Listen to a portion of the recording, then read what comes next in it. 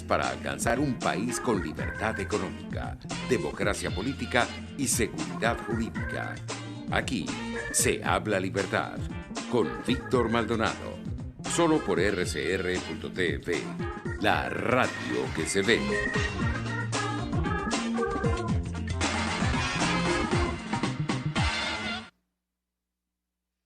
Bueno, continuamos en Aquí se habla libertad, en esta segunda parte. Vamos a conversar, como siempre, con Alexander Campos, director del Centro de Investigaciones Populares, e invitamos a Alexander y yo a Miguel Fontán, porque yo creo que de lo que se trata es que hagamos un repaso, no solo de los costos sociales de la pandemia, que son inmensos y que se están acumulando, sino además de la verdadera mentira en la política, porque al fin y al cabo las dos cosas son lo mismo.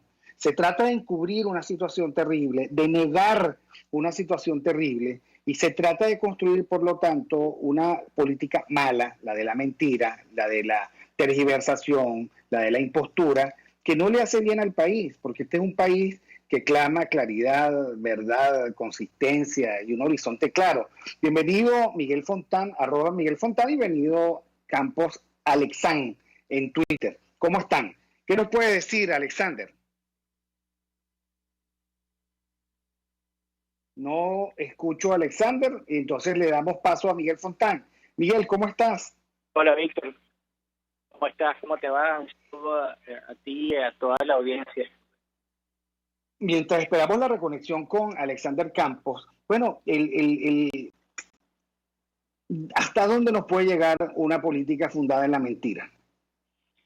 Bueno, una política fundada en la mentira puede llegar muy lejos, precisamente por eso, porque es fundada en la mentira y puede estar haciendo realidades a su conveniencia las veces que le dé la gana. Y precisamente esa es la importancia de un pensamiento crítico en la ciudadanía que pueda determinar la verdad factual o esa verdad en política que Hannah Arendt llama verdad de hecho, que es la verdad que se manifiesta y se articula en torno a la observación, a la experiencia de la narración del hecho de las personas que lo viven. Y eso es importante en estos momentos porque evitaría, sobre todo para regímenes como este, procrear la mentira constantemente y adecuarla a los intereses particulares que se alejan diametralmente del bien común. Bueno, Alexander, precisamente tú has sido un campeón en develar la situación de los sectores populares y en contrastar la falsa normalización que quiere vender el régimen con una situación que está haciendo muchísima presión. ¿Qué nos puedes decir al respecto? Bueno, no solamente el régimen, pareciera que es una campaña en la cual está metida mucha gente. No sé el alcance, pero parece ser muy extenso. Se trata de poner en boca de la gente y en el deseo de la gente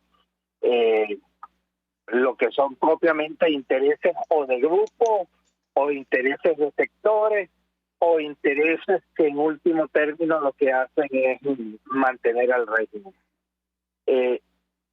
No solo en esta situación, sino en todo momento político, pero especialmente en los más críticos, la verdad es fundamental. La verdad es el alimento de la democracia. Sin ella, toda acción política es ficción y terminará precisamente en esto, en pura ficción. Bueno, pareciera que hay un grupo que quiere colocar, digamos, a la gente en una situación en la que solamente está pendiente de las necesidades, digamos, más inmediatas, haciendo creer que la gente ha perdido toda noción política, toda perspectiva política, haciendo creer que la gente, digamos, ha perdido toda racionalidad. Es verdad, estamos en una situación de mucho miedo, Y el miedo no solamente quiebra seguridades, sino también quiebra lealtades y quiebra muchas cosas. Pero eso no inhibe, o por lo menos es lo que uno ve en los trabajos de campo y uno ve con la gente, es su perspectiva, que tienen la visión política y saben muy bien que si no salimos del régimen, esta pandemia nos traerá una catástrofe mayor de la que estamos. Ahora, es cierto, Alexander, lo que está diciendo, la pandemia con todo y lo terrorífica es una circunstancia sobrevenida y que pasa. Ahora, hay un mal estructural que se le ha hecho al país al negarle a los ciudadanos derechos y garantías, al negarle a los ciudadanos además un camino, una ruta hacia la calidad de vida, hacia la prosperidad, hacia la mejora, hacia tener lo mínimo. Un hospital destrozado, un país destrozado, con servicios públicos destrozados. Ahora, Fontán, ¿es posible que con los protagonistas de esta catástrofe se pueda llegar a una solución de término medio? Por ejemplo, un gobierno paritario, que es lo que planteó el presidente Guaidó el fin de semana. No creo que sea posible una solución a media con quienes han creado las condiciones infrahumanas con las que el venezolano ha recibido esta contingencia, como tú bien dices, sobrevenida, como toda contingencia. Ahora, un gobierno paritario, y sobre todo cuando hablamos de política, y Alexander lo mencionó, necesita fundamentos en la verdad. Lamentablemente, la verdad política no es la verdad científica, que es irrefutable, que 2 más 2 son 4 aquí y en cualquier parte, y no depende de las circunstancias. La verdad en política, como lo había mencionado antes, es factual, es decir, depende de las circunstancias, de los actores y del hecho en sí mismo. Como esa verdad depende de todo eso, eso es una verdad que necesita ser construida entre todos y necesita ser consensuada. Puede ser que 2 más 2 son 4 y yo no esté de acuerdo con eso, pero eso no quita la veracidad de la ecuación. En política, sí, la verdad factual depende de la construcción que se haga alrededor. Entonces, si nosotros no entendemos que un régimen de esta naturaleza nunca va a poner en duda su poder, nunca va a hacer algo que vaya en contra de la dominación absoluta del ciudadano, y nunca va a hacer algo que lo aleje del poder, nosotros estaríamos fundamentando cualquier acción en una falacia, que suena muy bonita, que se puede argumentar de la manera más humanitaria posible, pero que en términos políticos jamás va a apuntar al bien común, sino al bien particular del grupo que está en el poder. Y, de alguna manera, al bien del grupo que cohabita manteniendo a los que están en el poder. Ahora, Alexander, tú estás en medio de la gente, en los sectores populares, vives la rasgadura constante y creciente que hay en este momento en los sectores populares, en donde las soluciones no son lo que parecen y en donde las expectativas no parecen lo que son. ¿Cómo se está viviendo ya esta tercera semana de cuarentena social en los sectores populares y cuál es la perspectiva que uno puede plantear en este momento? ¿Se puede resistir aislados en la casa? ¿Existe inventario de fortaleza y de comida para eso? Bueno, digamos, el clima general con el que se está viviendo es de mucha expectativa, en el pleno sentido de la palabra. Es decir, expectativa es una palabra, digamos, que en un principio tiene un fondo de oscuridad. Es decir, desde que inició el régimen hace 2 semanas, este periodo especial, empezó con mucho ímpetu informativo, con mucho ímpetu comunicacional, pero a medida que la realidad, ha ido arropando, en esa medida han venido callando. Y en esa medida la gente tiene menos información, la gente está arropada en la mentira, pero la gente sabe que eso es mentira. Entonces, claro, el clima general es eso. ¿Qué estará pasando en verdad? Nadie le cree al régimen, ni la cifra, ni las medidas que está tomando, ni las causas que está señalando. Eso es un punto muy importante. Lo segundo es que aprietan las condiciones de sobrevivencia.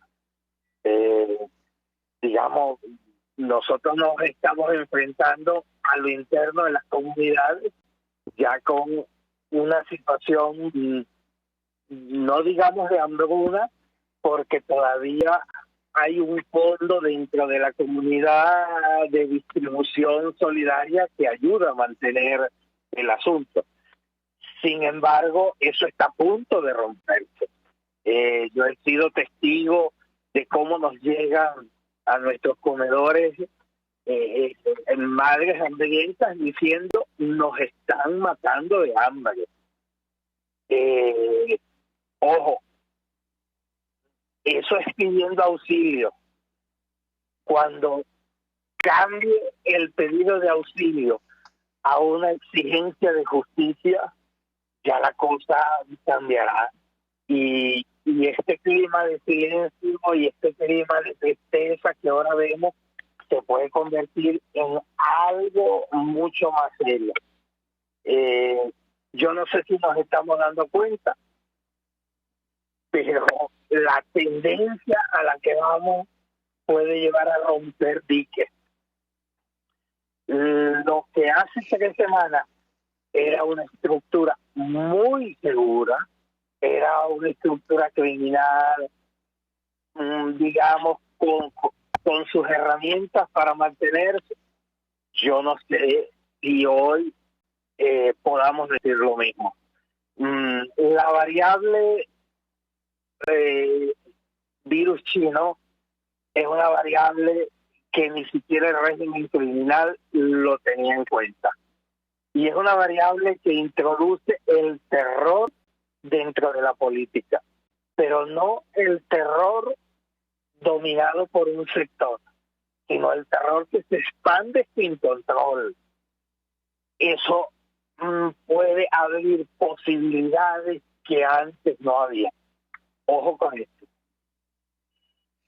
Miguel, Alexander está planteando, digamos, una característica de la contingencia, que es precisamente la incapacidad de manejar el terror abierto.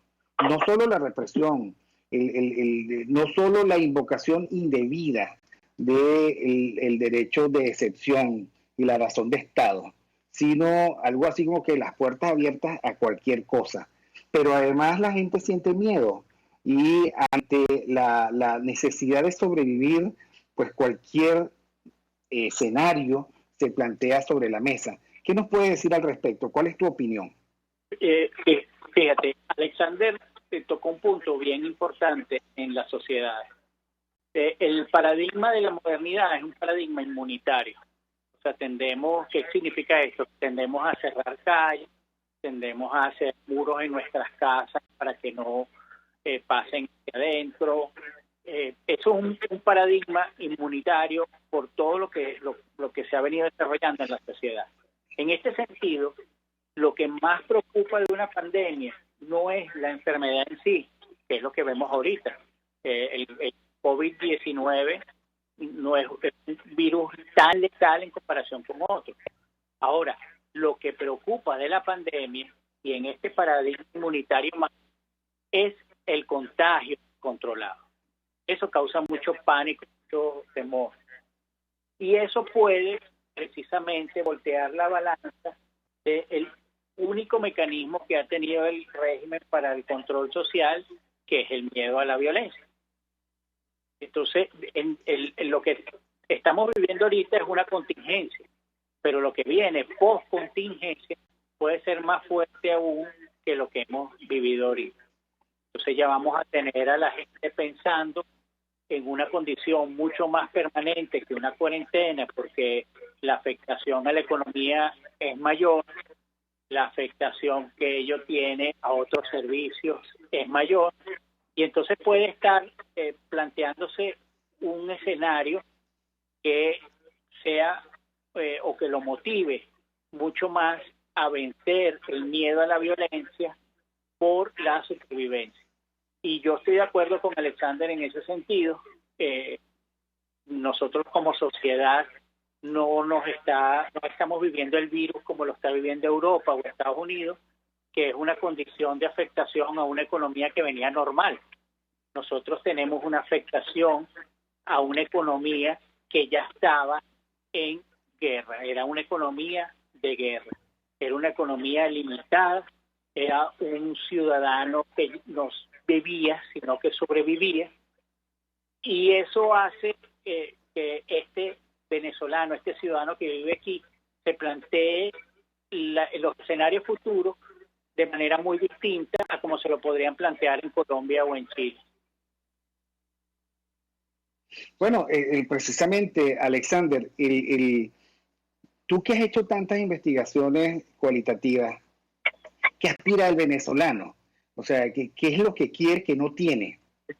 ¿Por qué está dispuesto a luchar en este momento o en un momento futuro?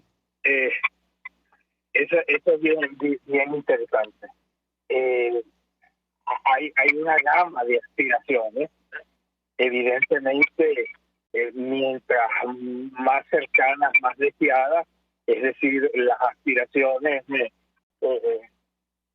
dirigidas al reencuentro familiar, a condiciones mínimas de vida, esas son evidentemente las más deseadas, pero lo curioso es que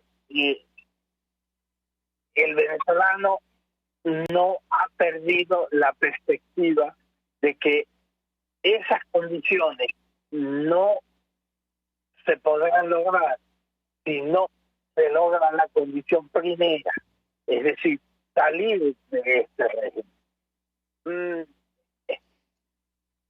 Todo aquel que quiera vendernos que el venezolano lo que quiere es resolver su situación inicial o su situación de miseria, no ha entendido que el venezolano sabe que la raíz de todos sus problemas es el régimen y que sin salir de eso no vamos a lograr lo demás.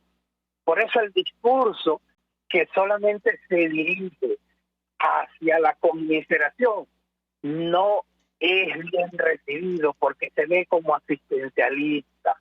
El discurso bien recibido por la gente en este momento es el discurso situado, es el discurso bien ubicado, es el discurso que señala responsabilidades y, digamos, señala caminos de acción política, no caminos de acción solamente humanitaria. Ni una ni otra cosa deben estar separadas del discurso, porque el venezolano todavía no ha perdido la perspectiva y el sentido de realidad. Y ese sentido de realidad, muy probablemente, Miguel, indica que por más duro que sea el presente, la gente quiere un futuro mejor. ¿Qué le falta al discurso político en este momento, Miguel? Ya estamos por terminar, nos queda un minuto para cada uno. Que el venezolano echa de menos. ¿Qué falta?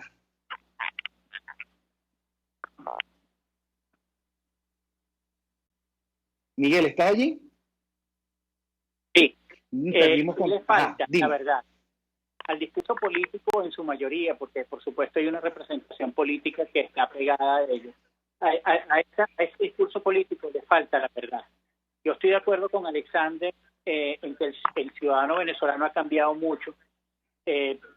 La política se sigue viendo como la necesidad de tutelar a un ciudadano inmaduro frente a los hechos políticos, bien sea porque lo subestimas en su condición social o bien sea porque lo terminas ayudando alrededor de un Estado que le va a garantizar el bienestar.